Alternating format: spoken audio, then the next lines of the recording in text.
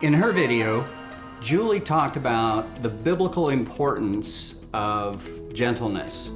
And I want to share with you a couple of stories. First an illustration to help you all understand what we mean by gentleness. When I was younger, I had a dog, Great Dane, Major. Major was huge. He was 180 pounds of solid muscle. And other little dogs would run around and yip at him and bark at him, and Major just kind of ignored him. He was a gentle dog.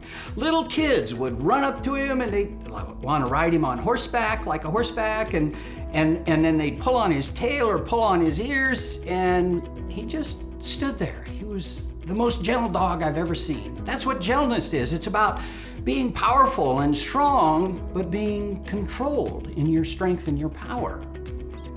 You know, Paul, writing to the Thessalonians, said, "Let your gentleness be evident to all." And that's especially important for us in the workplace. Our gentleness must be evident to all. That includes our actions and our speech. One time, some years ago, I had an employee and that was not meeting expectations, and so I had to meet with her and tell her that she really needed to improve. I put her on probation. We set up meetings and training times, and at the end of a period of training, I found out she'd been lying to us all along. She hadn't been doing the work she claimed she'd done. She'd been deceiving us for months. So I had to meet with her and terminate her. One of the hardest things I've ever had to do, and as I sat down with her to begin this process, she realized what was happening, and she unleashed this barrage of hate and anger and accusations on me. And I'm like, I'm the one that deserves to be angry here. You've been lying to me. You've been stealing from us. But then I remembered that proverb, a gentle answer turns away wrath. So I kind of took a deep breath and settled in, and I started to explain to her as calmly as I could how she'd not met our expectations despite all the things we had tried to do to help her.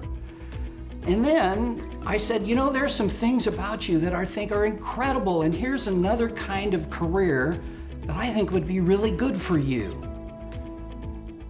And she calmed down and she kind of sat back and we had a chat for probably a half hour.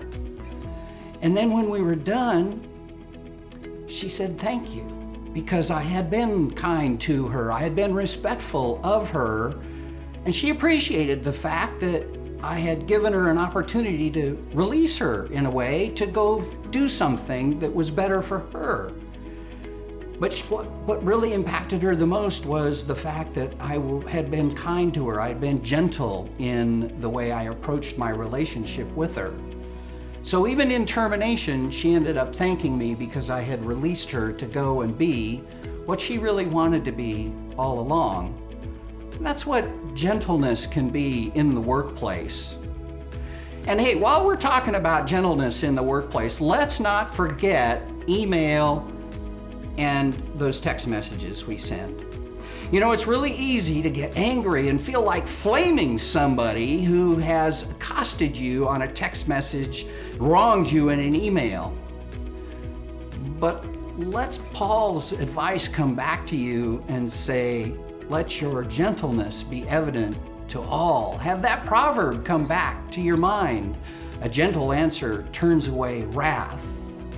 It's important that we as Christians and as leaders in the workplace, we exhibit that gentleness, that strength and power under control. That's the way we can integrate our faith in the workplace. So if you haven't seen Julie's video about gentleness in the workplace, check out the link below and watch that video. And subscribe to our series. Stay tuned next week when we talk about self-control in the workplace.